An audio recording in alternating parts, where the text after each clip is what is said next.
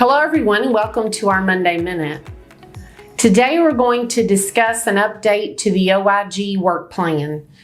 The Office of Inspector General, or OIG, has a work plan that they develop based on regulatory concerns that Congress may have, etc., in different healthcare entities throughout the United States.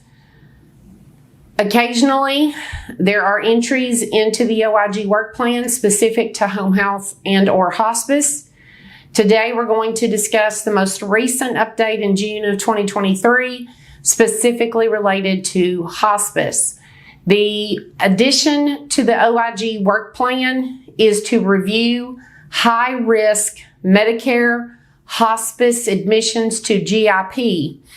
These GIP concerns, or General Inpatient Care concerns, will be focused specifically on patients that have been immediately transferred into GIP following an acute care hospitalization stay, and some diagnosis-related concerns.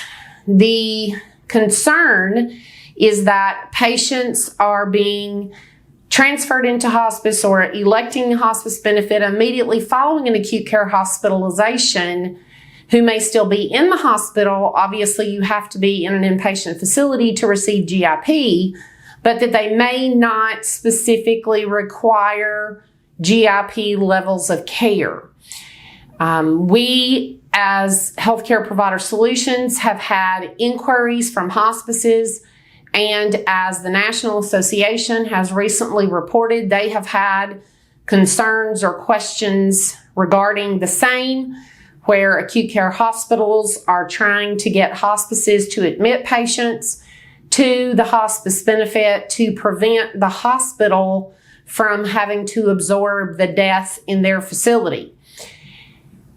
Even if the hospice is prepared or able to admit the patient under the hospice benefit, them still being in the hospital, it does not mean that they automatically are required or meet the criteria for the GIP level of care.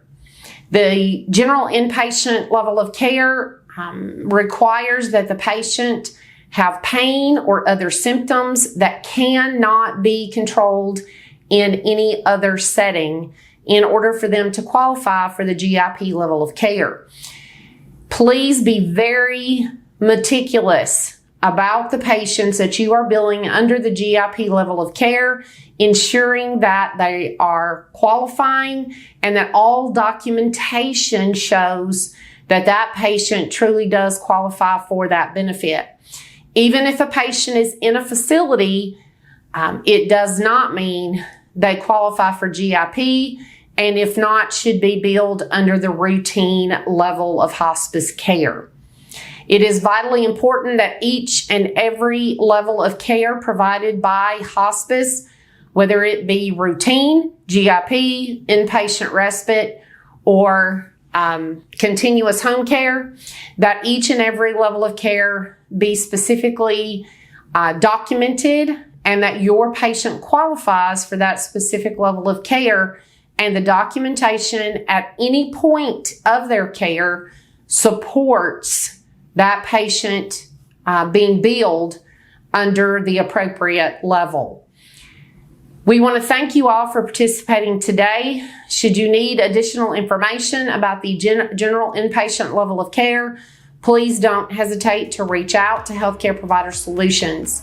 I hope you are having a fabulous summer and have a great week.